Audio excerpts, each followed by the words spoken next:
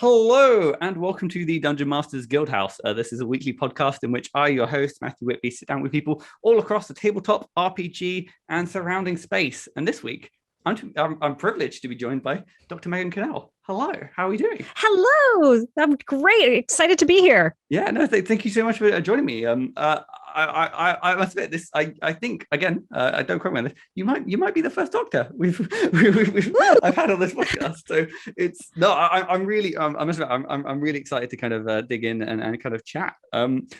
So much so that I'm gonna dive straight in if you don't mind. Yeah, go for it. Which kind of like for the people listening, who might not have heard of like Clinical Role or some of the other things that you kind of get up to. Yeah. So I am Dr. Megan Connell. I'm a psychologist in practice. I'm physically located in Charlotte, North Carolina, the United States, but I am licensed to practice in 28 different states across the country. I am most known for being a therapeutic game master. So I utilize D&D as a therapy tool. So I specifically run groups for women and girls to focus on issues of self-esteem, helping them feel empowered, learning boundary setting, and how to foster positive relationships with other women and girls. I'm also the co-founder of a media company called Geeks Like Us, where we have all kinds of really cool content. I am the DM for a live play Dungeons and Dragons show called Clinical Role, where all of my players are other therapeutic game masters or psychologists. We actually just wrapped up season 1. And so I'm really excited. We're going to have season 2 starting off hopefully this fall. And in the interim, in a couple of weeks, I will be doing Dr. Megan Game Talks, where I'm going to answer questions about how to game master and running games. And I'm also going to review some of my favorite board games and talk about why I think they're cool, what parts of the brain they use, and all of that. I also have done a show called Psychology at the Table, which is for game masters who want to be good friends and learn about how to help their friends who maybe have some depression or anxiety going on. And just, it's not about how to be a therapist for your friend, because that is completely inappropriate, but it's to know like ways you can possibly help a player who's, maybe having a panic attack at the table, and, nice things that you can do to be accommodating to them. Wow. And then and one other thing too, I'm also the host of my own podcast, the Brain Noodles podcast. It's myself and 3 other psychology ladies, and we chat about the deep things that we are thinking about. We talked about the horror that was Pokemon in our most recent episode, which was fascinating. Like, there are many Pokemon that's the whole purpose is just to take children. yeah I think it's the one thing of like, because it's so hidden like behind in like the whole Pokédex thing, that it's not until you read a description of one Pokemon you go, that's not quite how we thought. The whole, was it like Cubone, like the Cubone, yeah, where's mom's head, which apparently some of the lore too is I'm forgetting the name of the Pokemon. My kids would be so disappointed in me, but there's a kangaroo like one. Yes. Is it not Genghis Khan? Something like that. So. But the theory is that it used to be one of those and it got killed. Yeah. And so the baby crawls out of the mom's pouch and puts on her skull and becomes Cubone, which is just horrific. So many like Pokemon are weird, guys. I mean, if there's probably some inspiration that you can take from it, but wow. Obviously, yeah, you do. It sounds like you do so much. I don't know how you find the time to do. Yeah, and I actually also run trainings on how to be a therapeutic game master and do continuing education trainings through Leyland Geek Therapeutics. And like, at some point, I have time to breathe. Yeah, so I was going to say, so I think that like an interesting point to kind of, I guess, start then is so when did you necessarily start, I guess, with the overlap between using role-playing games as a kind of a therapeutic method? Yeah, it was pretty early on in my reintroduction to D&D. So I had played D&D as a teenager, stepped away from the hobby for several decades, and then came back into it. And I was cleaning my house one day and letting my brain wander around as you do. And I was thinking about the 2 characters I had played up to that point. So we had done the Lost Mines of Phandelver as a family, and then I had just joined a Sunday group and I had made a bard. And I was like, these both came from me. They have to have something in common because they seemed very, very different. And then when I figured out what they had in common, I was like, I had this like sinking feeling in the pit of my stomach because I was like, oh God, that's my core issue. That's what I need to work on. And it was hidden behind so many awesome defensive walls that I probably never would have gotten to that issue in traditional therapy. And I'm a therapist. I appreciate therapy. And like, I could also recognize like, there'd be no way somebody could get near that. And I was like, wow, just a handful of hours of playing D&D, I got to this. And then I was like, I can't not use this in therapy. And serendipitously, Dr. Boko Mazzaro, or known as Dr. B, who now works with Take This, was featured on the Dragon Talk podcast. And at the time, he was helping to co-facilitate a group for aspiring youth where they were helping kids on the autism spectrum by using D&D. And so he and I connected, and like we've actually done a couple of trainings together and other projects. And he's one of my players on Clinical Role too. But he kind of helps like be like, yeah, you could do this. This is legit. And I started running groups. I think in 2016 was when I ran my first group.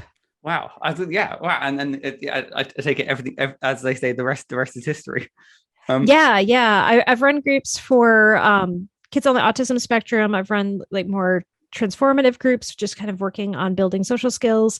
But my real passion is these groups for women and girls. That's where like I've found my niche and the thing I really enjoy doing. So I'm always kind of curious then, is it the point that obviously makes using like RPGs in kind of like a therapeutic sense? Is it just the fact that when we're kind of inhabiting other players or other characters, it almost feels like another layer of defense where it's not me dealing with my problems, it's in some way a kind of extension of me? Exactly. Yeah. The avatar, the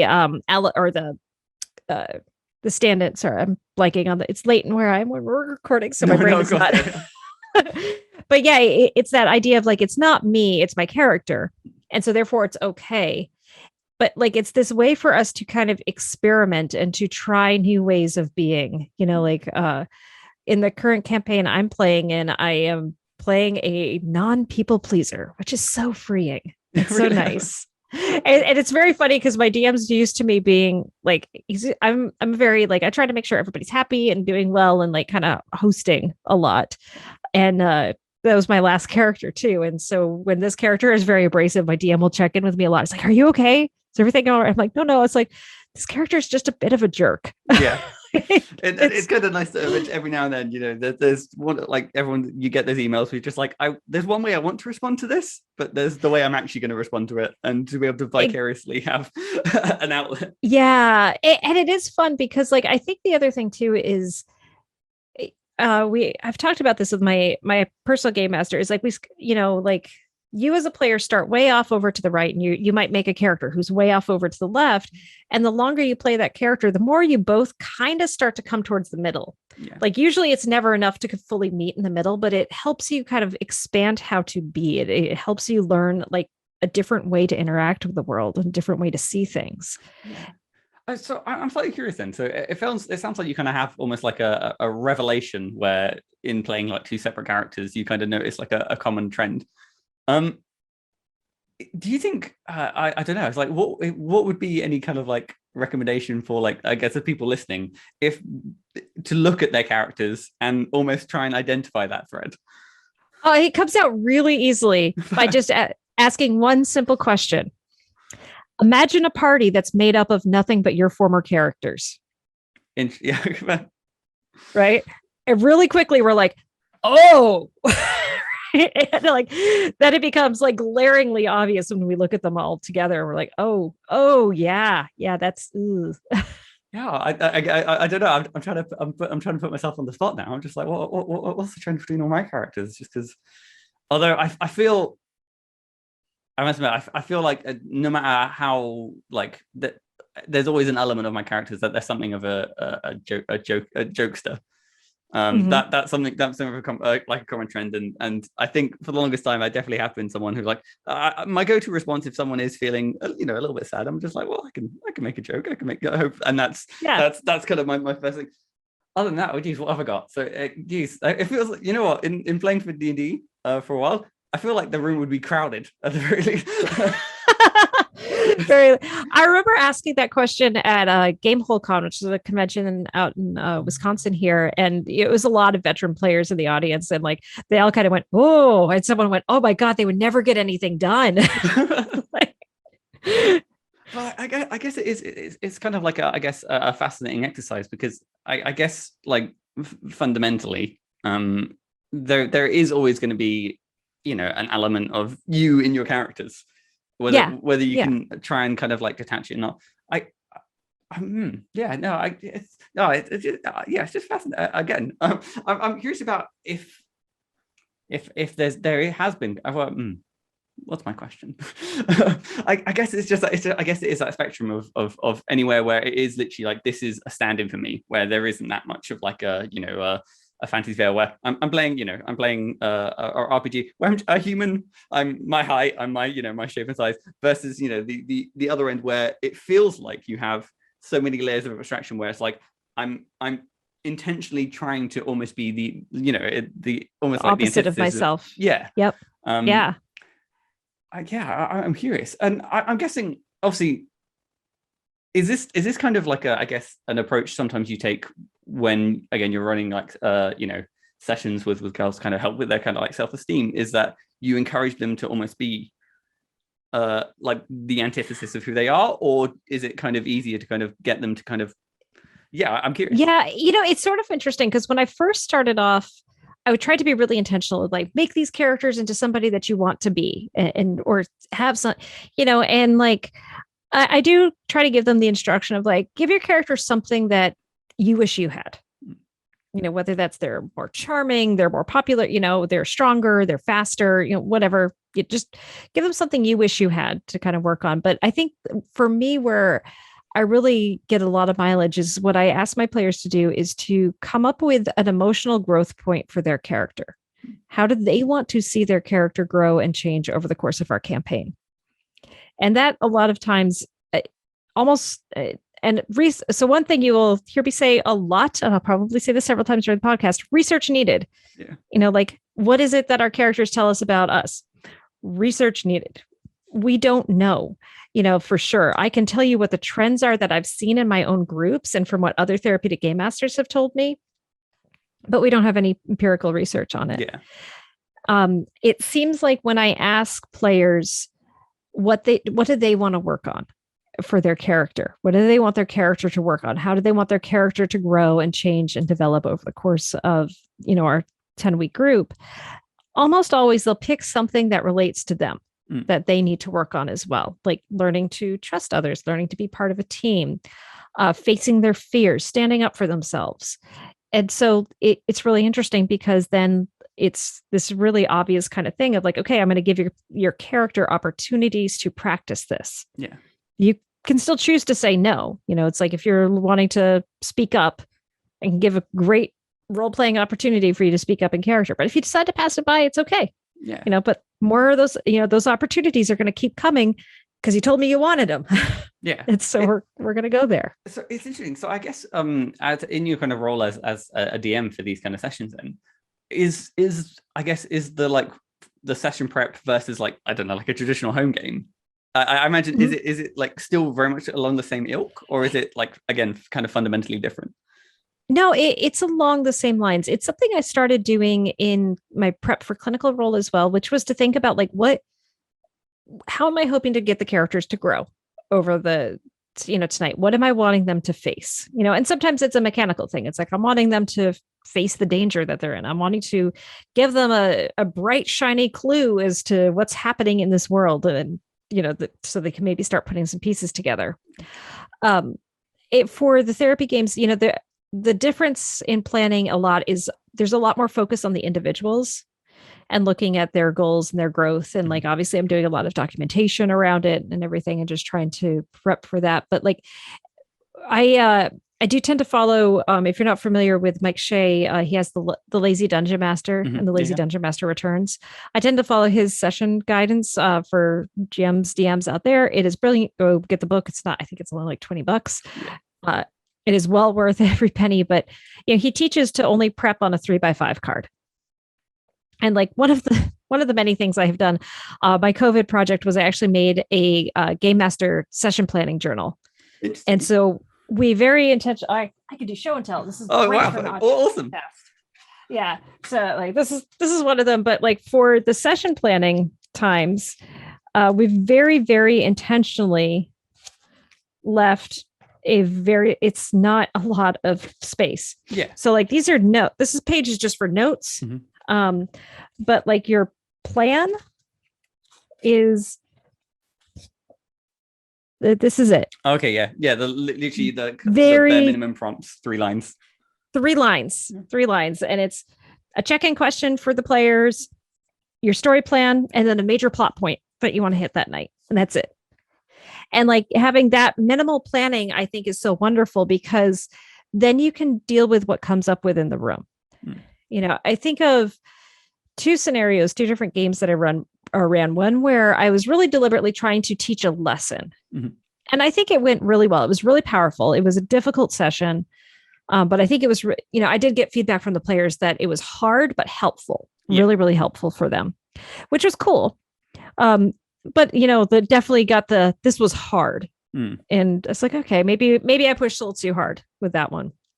And then there was another session where they kind of wandered into something that as players do in D&D, they did something completely unexpected that I was like, well, this is a choice. What am I going to do with this? But then it turned into one of the most beautiful and powerful lessons that they could have gotten both in and out of character. And so I think being able to improv and roll with the story that is unfolding before you rather than your plan is so much better. It makes research a little harder because we can't replicate that necessarily. Yeah. No, so you know what? Actually, it's funny because it's a lot of the kind of the stuff you're working kind of sits very closely to my research. So when I'm not doing this podcast, when I'm not making like D&D content, I'm a games researcher and I'm just about finishing up my PhD now. And my topic of choice is how games. I started with the focus on kind of like digital games, but how they can be used to challenge people's perspectives, particularly kind of like thoughts or feelings. And it is something that I kind of come across a lot in the fact that a lot of my in one of my studies where I've been trying very hard to kind of capture the lived experience of players going through a perspective challenge. So much of it has the kind of the caveat of this is this one person's lived experience.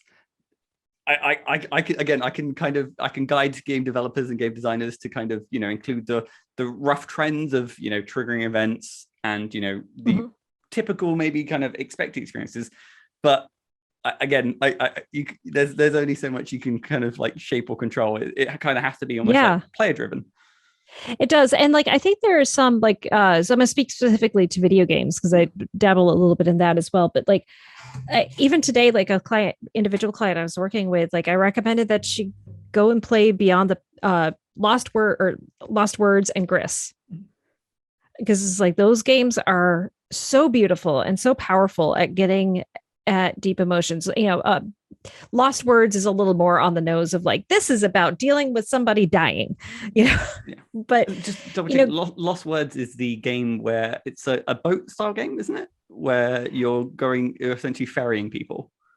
No, so Lost Words is you're a little girl who's given a journal by your grandma, and you are writing in the journal. And so for you're platforming along the words, and then she starts writing a fantasy story. And so then you jump into the journal and then you play the fantasy story. Oh, awesome. But then mild spoilers for the first chapter of this game, but the grandmother has a stroke and ends up in hospital.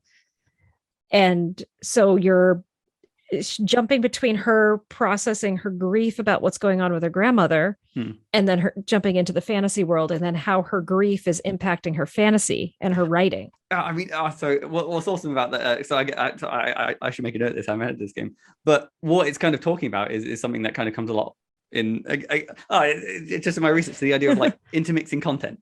The fact that you kind of have on message focal content of obviously dealing with the grandmother's stroke, which is but then you kind of offset it with the fact that every now and then you have the telling of the story, and you can kind of imagine how therapeutic role-playing sessions kind of has that same thing where obviously it's not I guess going back to what you're saying about the session where you had where the lesson felt quite hard. Obviously, if it still had moments where it's not all about the lesson and stuff which can act as that kind of intermixing content, but when it is consistently on message, that's when you kind of you feel consistently more challenged because all your attention is on this one kind of topic or point. Wow, No, awesome. It almost kind of comes full circle. It really does. And like that's I think the challenge with, doing research on video games, but tabletop even more, because it changes so much depending on the actions of the players and what they bring to the room. So I'm curious then about how much of it is I guess the kind of the interplay between the players at the table as well. Because obviously as the DM you're facilitating the kind of session, but is it almost like sometimes as effective to kind of again essentially set the stage for the essentially the players to do the heavy lifting? Yes. And that's that's the thing that in group therapy, that's what we're wanting, is the other participants to lift each other up. When we're doing our training for group therapy, it's not so much that you are the leader of the group as the therapist. The term that we use is facilitator. Mm-hmm. And like that's a very important distinction, because it's not that you are leading the group down a path. You're not teaching them and to do the gaming term, railroading them. Yeah. You are guiding and nudging and letting people talk to each other and talk about their reactions of being in the room with somebody else and processing through all of this stuff. The research on group therapy is phenomenal. Just therapy dollar for therapy dollar, you get so much more out of being in a group than you do with individual therapy. Interesting. And then I can imagine, with the added layer of obviously, it's I was about to say disarming, but the sometimes coming into like a session where it's like, oh, we're playing a game. Yes. It innately doesn't feel as serious, but that again, that you can use that kind of like to kind of deliver the message, deliver the kind of message of the session. No. Yeah. Well, and that's a great way to put it. It is disarming, because it's like, well, it's just a game, right? But like I've had so many players in my D&D groups just sobbing. In the good way, I imagine. It's in a good way, because a lot of times it's like just confronting like the difficulty of situations and dealing with all this stuff. And it is just so powerful to see them like how much they connect with these characters, and like I've been doing a lot of research recently as well. And like, what we know from the emotional experiences of people who play games like D&D or Pathfinder or Kids on Bikes or whatever, is that the emotions that you feel at the table are real. Like hands down. Like, so like one thing I would say to anybody who is, not a player themselves and friends or cares deeply about somebody who is a player, don't ever dismiss their emotions by saying it's just a game. I mean, I think there's, it's funny enough, I've read like a few kind of papers talking about the bleed effect with live action role plays. Yes. And it's kind of, the same thing with even like, the sitting around a table, like there is still a level of kind of embodiment and then kind of commitment to it. So I would love to kind of talk a little bit about your kind of like design process, kind of going into going into each session. But I did have I'm curious to ask a question about clinical role in particular. Yeah, because there's always the kind of like ongoing joke, at least kind of like on like the social media and stuff like that, is when sometimes when you're at your table, you might have like an expert in, let's say, I don't know, like plumbing. And then a very niche situation comes up in which this, the player's kind of expert knowledge about plumbing completely kind of derails. Yeah. What are some of the things that you kind of have to like, I guess, like work around with, a table of clinical positions or, I mean, it's not so much the clinical psychology side. It's the fact that, therapists and psychologists, we're terrible at taking care of ourselves. Like we take care of everybody else, but like we're horrible at taking care of ourselves. And so like this, for all of my players, this was often their only thing that they were doing for themselves and having fun. And so like they were just so off the rails goofy. Like I'm trying to have cinematic, serious, amazing gaming moments, and they're Three Stooging it. And like I somehow accidentally set up a Wizard of Oz scenario. And like, because they were in the city of deep gnomes, and the deep gnomes had a wizard, and they did have a pet flying monkey at that point. They did all this stuff. Like, we're off to see the wizard. It's not until like, what is it? You're like 3 sessions in, you're looking at your 3 notes, like, oh no, I have accidentally Wizard of Oz it. It's subconscious that this flying monkey has slipped in. It's the flying monkey was. It was just sort of a random encounter that happened during the first arc that a player adopted it into existence. But like, oh my gosh, it's just and I think that's the hard thing is player expectations and GM expectations, because like And that's something where we had a bit of a mismatch at times at Clinical Role, because my players really, really wanted to play a fun game and have a lot of fun. And they did. And like, I loved that. And I had this really cool epic story that I was wanting to tell. And I was like, that didn't always happen. Yeah. I had these, big emotional beats and stuff, and we hit them a few times. But they really they enjoyed the coming up, like I talk about when we're doing, horror games or deeply dramatic games, like you want to keep the energy at a heartbeat. And so we dip deep down into the emotion or into the fear or whatever. And then we have to come up for breath. We got to come up for some levity. We got to feel like there's some hope there. And then we go back down into it. We come back up. And so, they did a good job of kind of naturally keeping that heartbeat, but there wasn't anything too bad about it. Like, I think the kind of fun thing was like, when I DM, I try to be inclusive of people dealing with all kinds of different things in my world. And so mental illness being one of them. And so when I'm describing characters who had, different mental illnesses, I never said like this person has PTSD. Yeah. I just describe what people are saying. And I could see them be like, I know what this is. Okay. And this is how I'm going to go interact with them.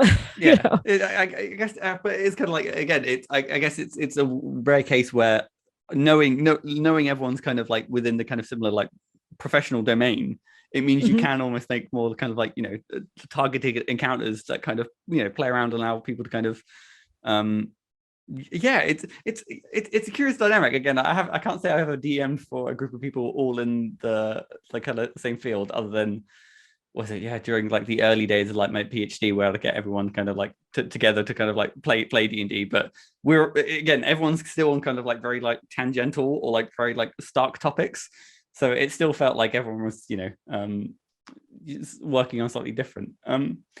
No, fascinating. Awesome. No, so then I guess going about your creative process then, obviously using the kind of the lazy kind of Dungeon Master's Guide to kind of like structure how you're kind of like doing your prep. But I'm curious about, before even kind of getting to that stage, is it the point of you are trying to come in with like again those particular lessons or goals in mind, or I'm just curious about like what is the starting point? So for the therapeutic games, I utilize a method that was created by Adam Davis and Adam Johns of Game to Grow called the collaborative homebrew system. I'm a huge fan of this because what it basically does is it gets your players to be engaged in your story from the start. Really?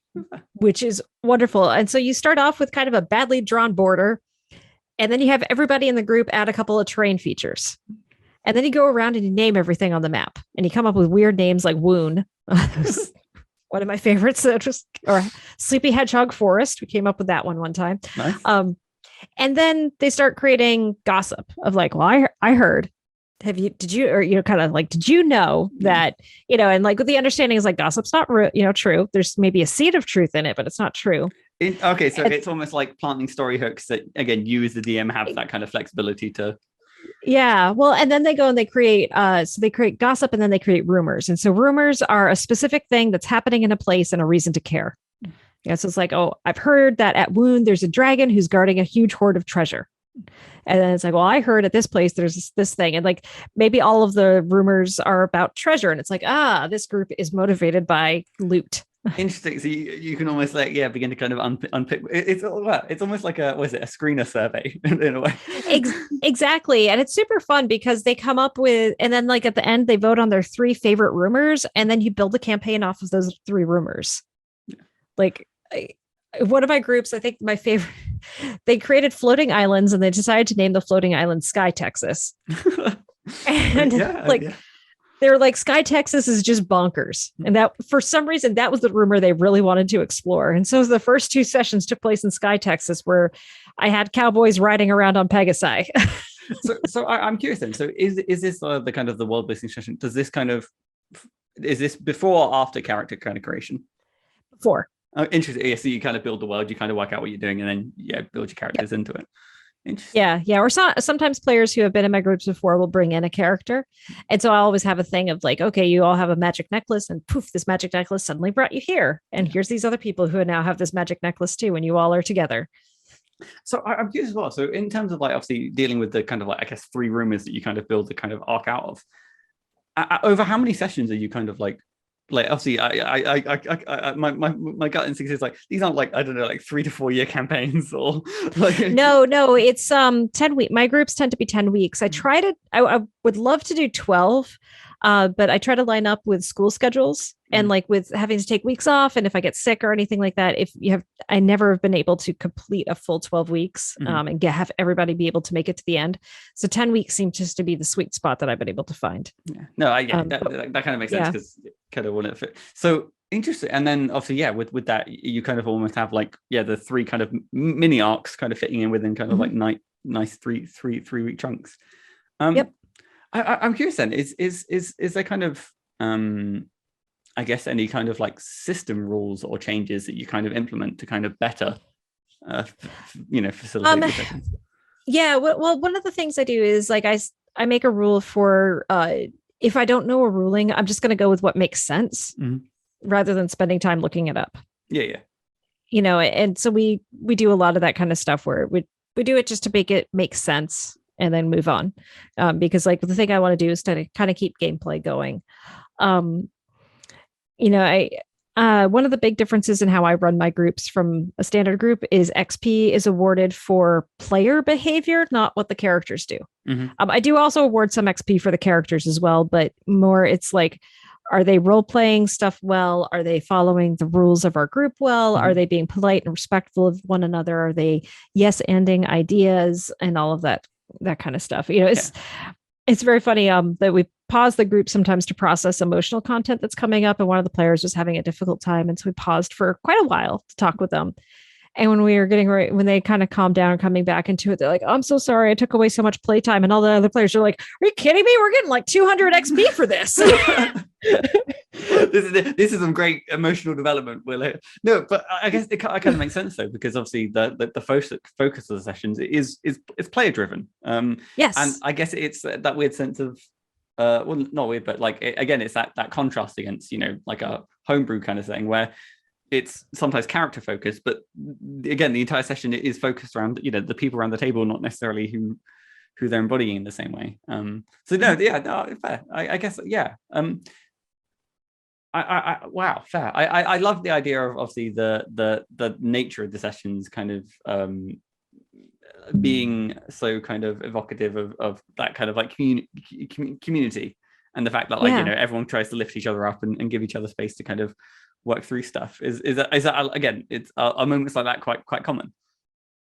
Then that's something that we do a lot. It is about lifting each other up, and like so how women are cultured in America, and I think most of Western Europe as well, is to be very competitive with one another. I think the term that's kind of been landed on is the queen bee mentality, that there can only be one and she must lead all and be the super one.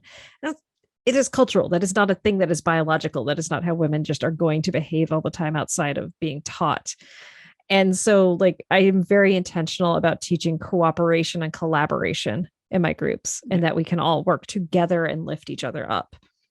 No, I was going to say, because I imagine, particularly when again, some of the topics you're talking about in terms of like, self-esteem, I imagine some of these are literally just kind of, unfortunately, almost instilled on like a societal level where it feels like it's hopefully, fingers crossed that, future generations don't have to deal with it to the same extent that, the generations kind of before us have. But I can't. I'm sorry. I can't. I'm trying to. Yeah, that's like a. There's a lot. That's a whole can of worms. And like, when you start jumping into the literature on it and like seeing what the messages are that are taught, like in the books you get, the baby's first word books and stuff, even like sometimes it's like, oh man. I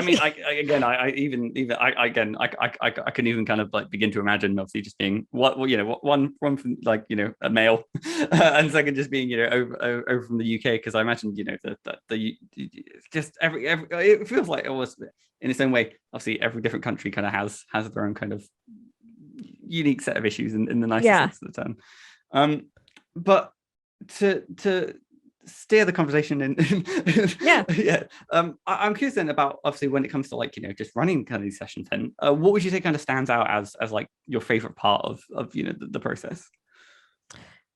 I love just seeing what the players come up with. Like the more I have learned to let go of control, the more fun I've had as a GM. One of my favorite things is just to put the players in front of a puzzle, and I don't know what the solution is. Just to be like, that the entrance to this guild is under this statue. Go. Just see what they come up with, and but also bringing random elements into the game is something that just brings me a ton of delight. So I've actually gotten to make friends with the guys who own this company called Gemhammer and Sons, and they have this amazing product. I'll pull it out too. It's called the Deck of Wonder. Oh, where is mine? Okay, yeah. I think it kind of I imagine it kind of brings along the side of like the fabled deck of many things, kind of that side of chaos. It's that feel, but it's silly. Yeah. Like one of my favorite things is like a kobold named Jerry just appears and then runs away. Like, I guess as well, it kind of leads into what you're saying before about the kind of the spikes to have like a tool to be like, okay, well, things are going. Let's throw a kobold in just to kind of it's like let's have a moment, let's laugh, let's do something.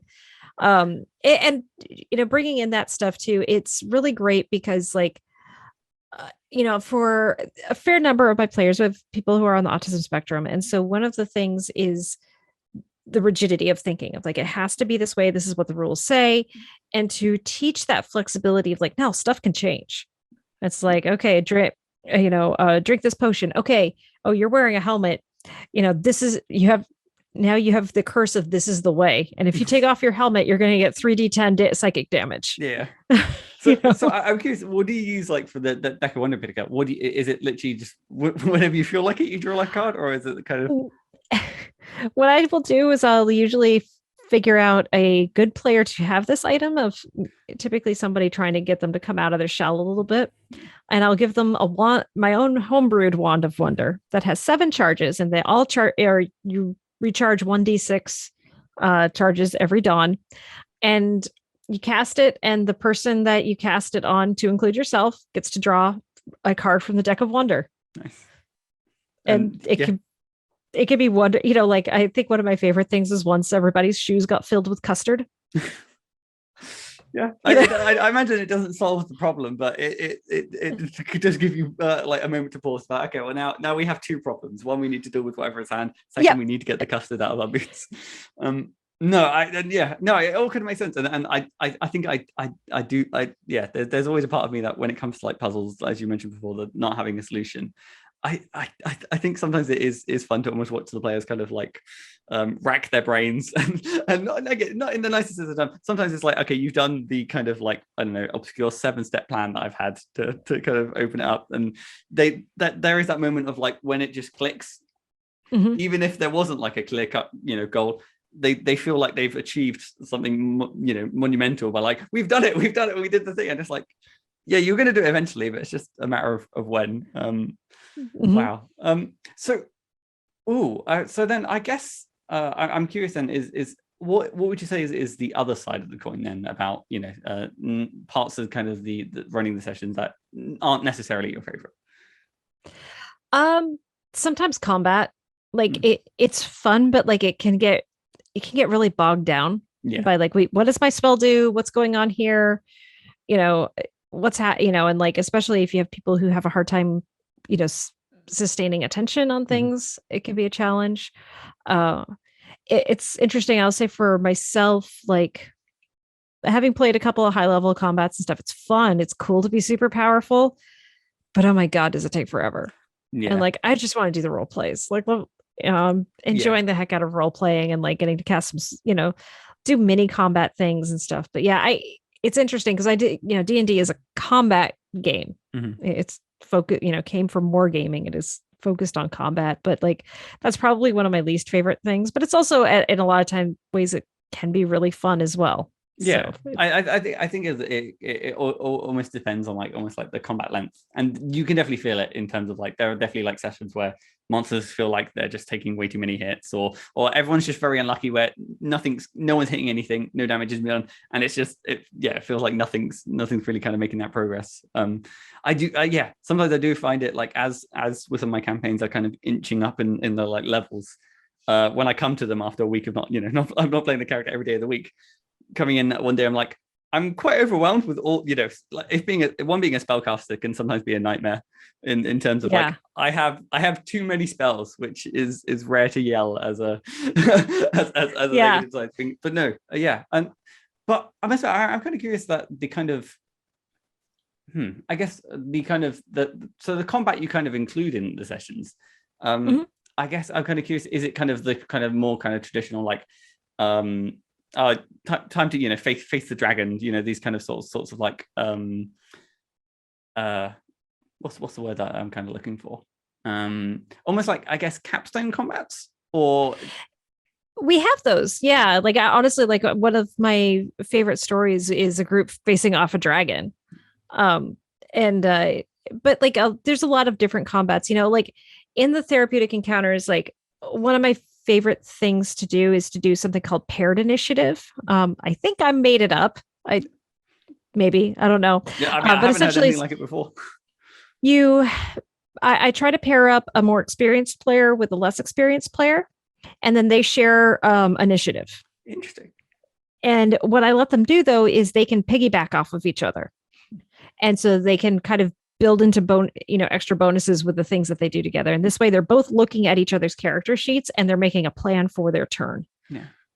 Because like that's the thing is like combat goes really smoothly and really well if you know exactly what you're going to do on your turn. Yeah. It's interesting because I guess in sessions where it kind of you can play around with the dynamic of like shaking up the pairings. Or is it that once you kind of start with the campaign, you kind of have pairings that kind of keep throughout the campaign? I'm just curious. Usually like they'll keep throughout because like they might chit chat and figure out like, oh, our two characters would do really well bouncing off of each other. So it's like I'm gonna have the cleric and the ranger together. Yeah. And the cleric's gonna start off with a guiding bolt, followed by the ranger doing, the heck is that? The targeting spell that they do. Was it Hunter's Mark? Hunter's Mark. There we go. Yeah. And then I'm going to do Hunter's Mark, and then I'm going to do my volley of arrows. And then, and just by like, now I have advantage and I get to do extra damage, Yeah. I must admit, I haven't had anything like paired initiative, but it's such a cool concept that I can almost see working exceedingly well in home games as well. Like the idea of like, a magical item that makes these two characters have like a shared initiative where you can again do these kind of like awesome combo moves that the traditional initiative order doesn't kind of allow you to kind of consistently do these sorts of things. I think one of my favorite pairings I ever had was a Rakakra ranger with a halfling, I want to say wizard or something. Yeah. And so they were small enough that I allowed that the Rakakra could carry them. Okay. So all of a sudden you got this little like half-pie who's getting flown around the battlefield, and they're working together to do all of that. It was really cool. I think my go-to mind is any kind of like big characters and small characters involving the small character being thrown about. The idea it's like two barbarians just like, okay, well you can go over there, and then anytime I have one barbarian character who is a half orc, but no, most of my hitting characters I make halflings. Like it's fun. I'm a big fan of like, I think I really kind of made up my mind that whenever I have like a next opportunity to make a character, I think I am gonna like make a sprite fighter. Oh yes, because I don't know. I love the idea of just being a very small but very kind of like a loudmouth in the sense of like like a grizzled pixie, just kind of play around in that space. I guess I'm curious. What was the kind of like? Do you remember what the moment was like? You know what, paired initiative was it kind of trying to solve a problem, or was it just something that kind of almost came up organically? It was trying to solve a problem because I had a group where I think I had 2 brand new players who had never played before, and I had like 4 other players in the group who had been playing for quite a while. And I was like, this is a lot for them to learn. And if I'm spending all my time teaching them how to read their character sheets and what to do, everybody else is going to get bored. So I was like, let's pair up. And he's like, you were with her, you're, let's do this.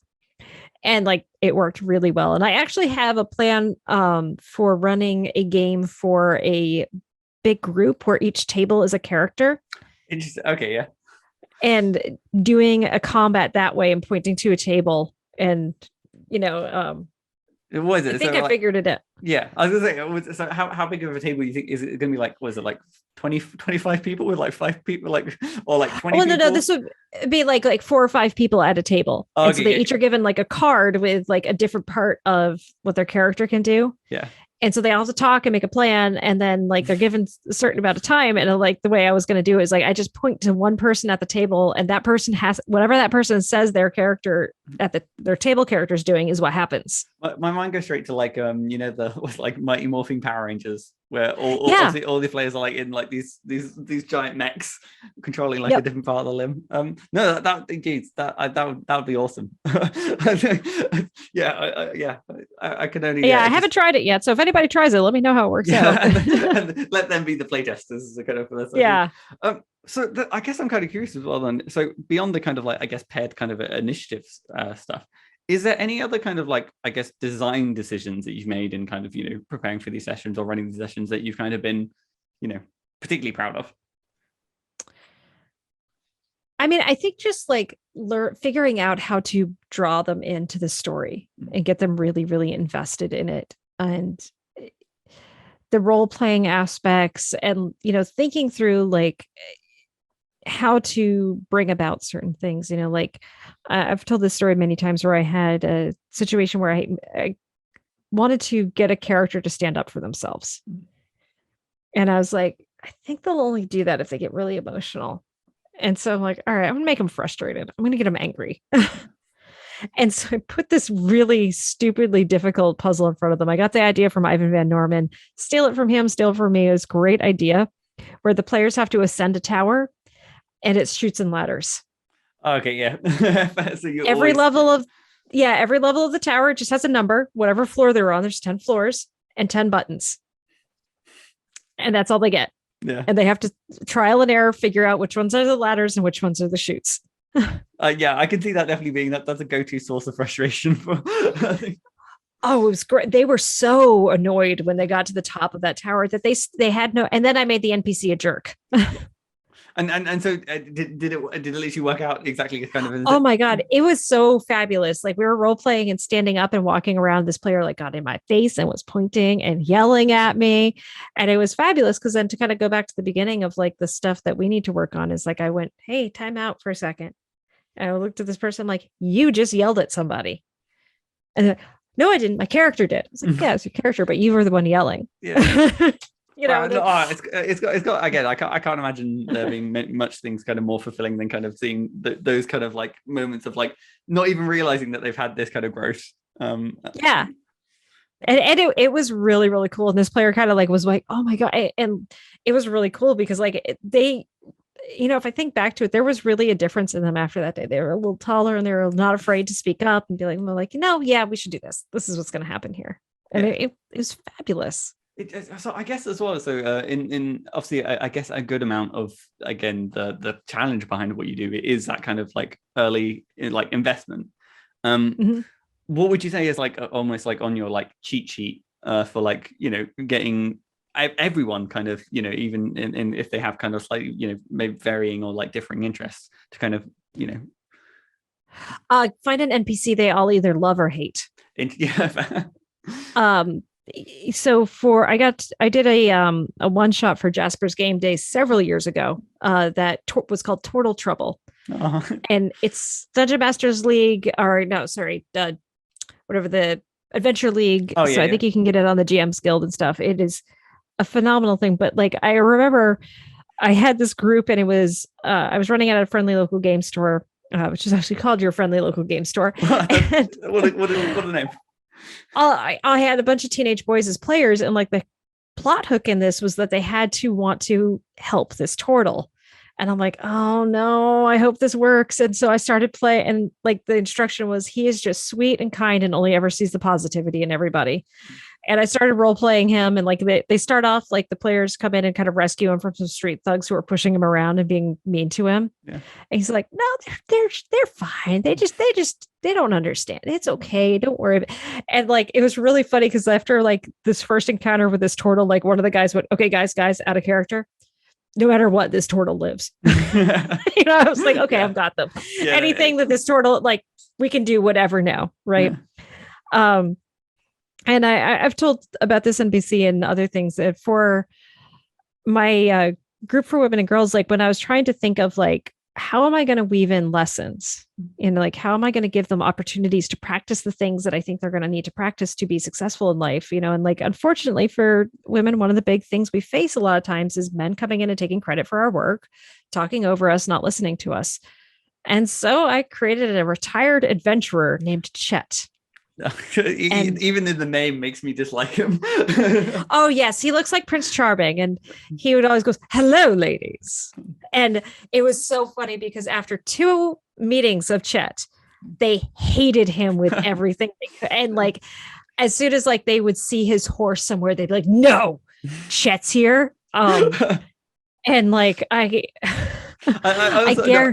was gonna say, I love the fact you can almost like broadcast like his arrival by just showing like, I don't know, like like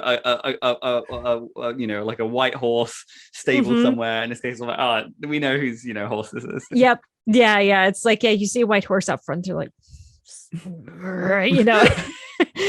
and like what happened, like the way I had them come to hate Chet was they had to go clear out some goblins in a sewer.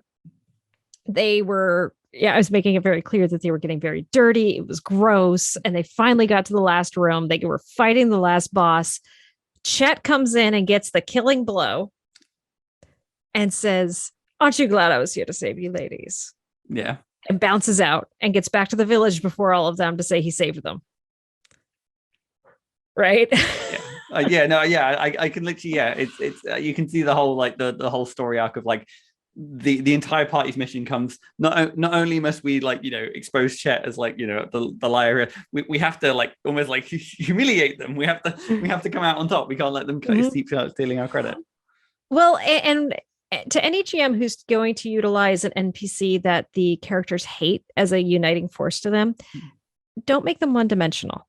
Yeah, like and that was the thing. Like I didn't have this worked out when I first introduced Chet, but I later worked it out. It's like, okay, here's the deal.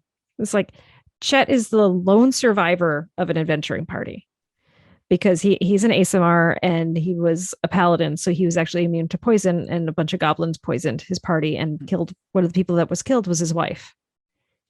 And so he's incredibly protective, especially of young women adventurers, because this horrible thing happened and he doesn't want it to happen again, but he also doesn't want to be vulnerable. It's I guess as well because situating a character like Chet where obviously they're not the antagonists and stuff like that, in the same sense of, like they're not the big bad enemy. They are just someone who is consistently kind of like, I guess, conflicting with the player's current goals and aims. Exactly. And I guess it is nice to kind of give that kind of like dimensionality to them, while I guess in the same way not always necessarily excusing the behavior. The lesson is still very much the same of like the characters, by kind of confronting him and going through the process of like, what you're doing is not okay, but clearly you've had some things. Well, and one of the most fabulous things too is to see like one of the players like had their character be like, every time he came in, like they had a couple of, like Chet was also incredibly well connected because he was a retired hero. Like there was like a Chet celebration day because he saved this, he saved the town from giants. Like, and so like they realized he had a lot of social capital that was helping them out in the city, so they kind of had to interact with him a bunch. And but one of the players like had this big lecture with him, is like, you need to stop calling us ladies. That is disrespectful. That is not what we want to be called. And anytime he would come in and be like, ladies, she's like, I give Chet a glare, and I am so sorry. And he would give the event that he's like, how is everybody from, and he'd give the name of the party. Yeah. And it was phenomenal because what she was doing was practicing establishing boundaries and then how to handle it when someone violates your boundary. I think as well, because it almost like it shows again, you kind of almost mimicking growth, because not only are the player characters and the players kind of developing, so are the NPCs that they kind of interact with and kind of see that kind of that impact they have on the world and kind of around them as well. Wow. Yeah. Well, and I think that's an important thing to keep in your notes on NPCs. And like, it's actually something I have in the, another shameless plug for the journal I created for DMs to plan their campaigns. But it's reactions to the party. So like, how has the party treated this NPC? Because that's going to change how the NPC is going to interact with the world. Well, no, 100%. It's just a kind of fascinating kind of hearing about it, of like, there's so much you can kind of do to kind of almost like facilitate or again kind of encourage certain behaviors and stuff like that, and it's again going back to what I was mentioning earlier, with the fact that it's got to be so rewarding kind of seeing all this kind of planning kind of pay off in in the way that it does. No, it's beautiful to see it all come together. So then I guess well, I guess to kind of round off your the chat about kind of your creative process, then, is what is something that you've kind of refined or improved since you first started, what was it, back in like 2016, to some of the sessions you're kind of running now? Oh God, the planning. I used to. So I am a recovering over prepper. I had too many session notes, too many plans, and just learning how to have a few really well thought out NPCs, having some good information about locations, and just some bare notes. Like the game I play in, my GM has a lot of lore. Like everything's prepped. Like, and if he's improvising stuff, he's damn good.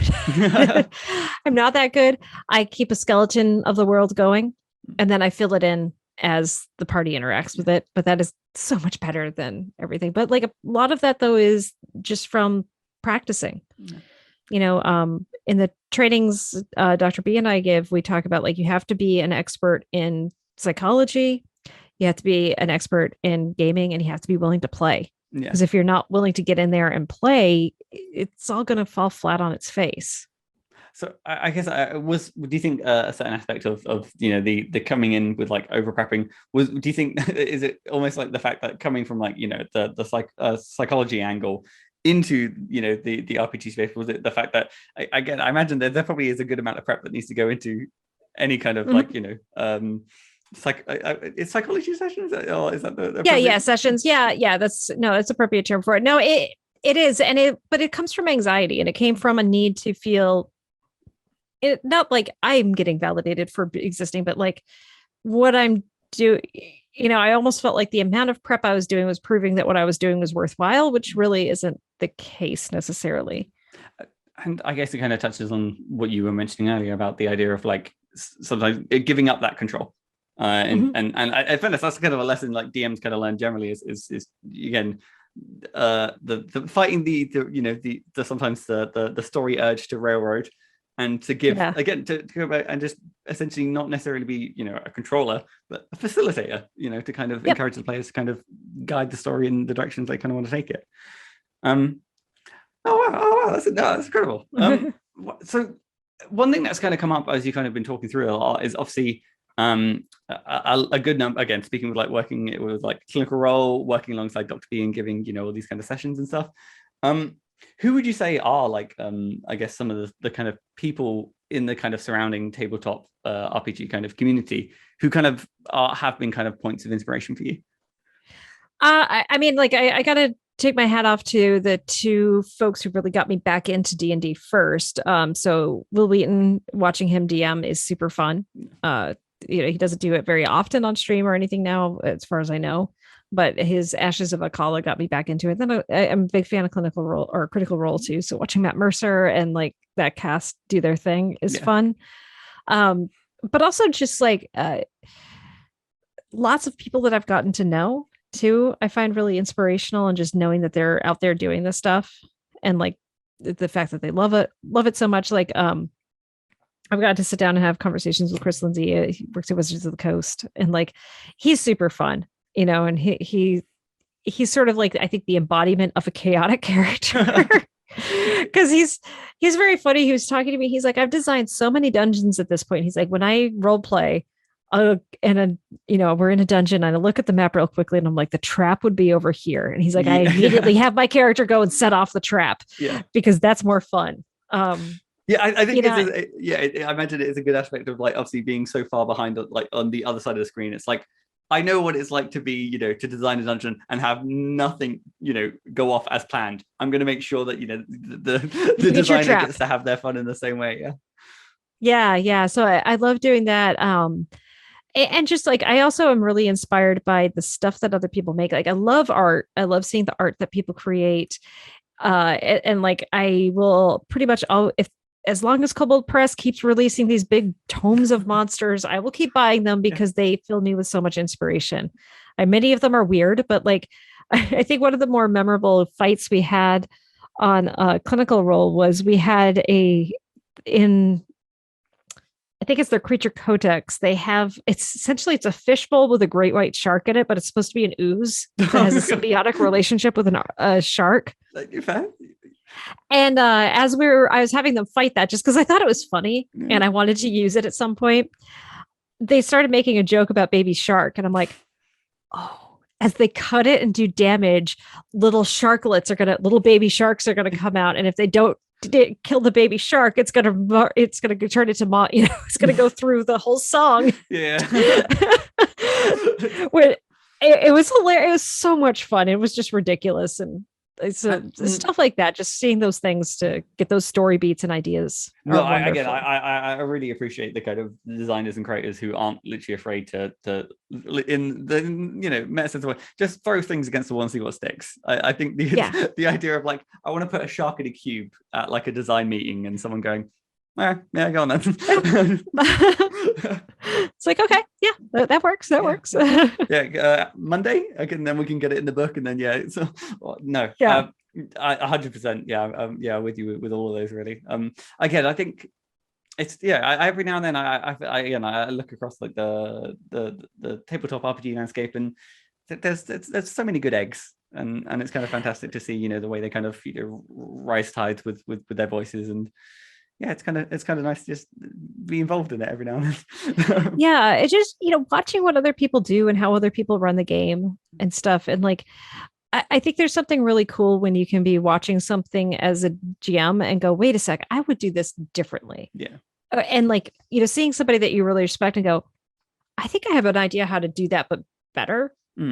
It's sort of like this fun little thing. It's not being like, I'm better than this famous GM, but it can be like, oh, wow, like I have enough chops that I feel confident enough to say, I think I could actually improve upon that. Yeah. And again, that's kind of fun. This is again, you learn so much by, again, like almost like through osmosis. Like you watch every DM brings so many different skills to the table that you can kind of, bit by bit kind of like, okay, I can learn from this, or I can learn from this, or I can, can tweak this here, or this wouldn't work for my table, but I know what would, those kind of angles.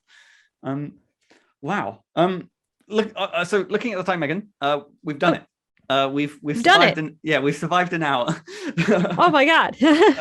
Honestly, I can't thank you enough for sitting with me for this chat. It's been amazing. This has been one of the first kind of chats where it really has. It's kind of connected two worlds for me with what I do on like my research life and then also my D&D life. So thank you so much for coming in and again giving me an insight that I can't say that there's probably not many people out there doing the work that you do to the same extent. Yeah, there's more people, like, because we're training through. So if you are a psychologist person who also happens to love D&D, please check out Geek Therapeutics. I helped to develop their certification process for becoming a therapeutic game master. I'm biased. It's pretty good. There's other ones out there through Game to Grow and Bahana Group as well, but I mean, I love mine. Of course. I'm curious if you don't mind me asking then. It's like, so I take it that how often are you running these kind of sessions? So those ones, it's all pre-recorded lessons. And then, so it's a hybrid of watching lecture and didactic learning, and then also going and practicing with GMs and doing live games. Wow. And so they play and they build characters and they try out a bunch of different gaming systems and get a chance to run some games for one another as well. Yeah, so like really good kind of like hands-on experience, kind of almost like bridge like that. Yeah. Yeah. And I do like that one has continuing education credits attached to it. I do actually my own trainings. So if people want to do live trainings with me, I do that as well. I don't offer CEs because like that's not something I could do or that I could easily do. So, but I do 10 weeks and it's 2 hours a week. And we do it's a lot of, training and learning best practices and then talking through like ethics and documentation. And then I have everybody I run a game for everybody and I have everybody run a game for the group as well. And so there's a lot of fun there. And then like, if I could give one more plug to something. Not that I don't do. Yeah. I actually have just finished. I'm putting the finishing touches on my first draft of a book on the therapeutic use of tabletop role-playing games that's going to be coming out with Norton, hopefully sometime in 2022. We'll see. I don't know. This is the first time I'm writing a book, so I don't know what the publishing timeline is. I take it the book is essentially a summarization of literally, I imagine a good chunk of kind of what we've. No, it's a deep dive into what little literature there is. There is not much. Thank you, Satanic Panic of the 1980s. But and talking through the foundations and how to build upon that and why you would use tabletop role-playing games and what it seems to be about gaming in particular that's helpful, and then how to start running your own games, hopefully. I mean, again, it's fantastic, especially, all the work that you're doing to kind of encourage and bring more people into the space, because again, I think the more kind of, again, it's a process that is clearly helping people. And, giving kind of, professionals the opportunity to kind of hone this skill set and, have it within their, psychological repertoire. I think I can imagine everything is all the better for it. So you have a book on the horizon. I'm curious as like a kind of like closing kind of question then is anything else on the kind of immediate horizon? And for the people listening, where can they obviously stay up to date and hear about, well, the best place to stay up to date is my website or my Twitter. So at Megan's ID is my Twitter, MEGANPSYD. And that is also my web address, megansid.com. And so I put up updates on there. I'll be starting blog posting and other things as well on that because, I have so much time. But yeah, when I know the release date of my book, that will go up on there I'll probably like do a little countdown timer because I'm going to way too excited for it. But yeah, starting sometime late April, I am going to be doing game talks with Dr. Megan on Geeks Like Us, where again, I'm going to answer questions about D&D and also just be going through some of my favorite board games. We're going to do Spirit Island. We're going to talk through Night Cage, was the Merchant's Cove, Dominion, all these different games that I have that are a lot of fun that I really would love to utilize in therapy, but sometimes it's just a matter of time. So unfortunately, like how do we rework this game, or how do we kind of like implement these? That's I mentioned again from like a game design perspective, that always has to be kind of interesting in like every game you play, almost seeing how if I had a little bit more time, how this could kind of be tweaked. No, incredible. Again, I can't thank you enough.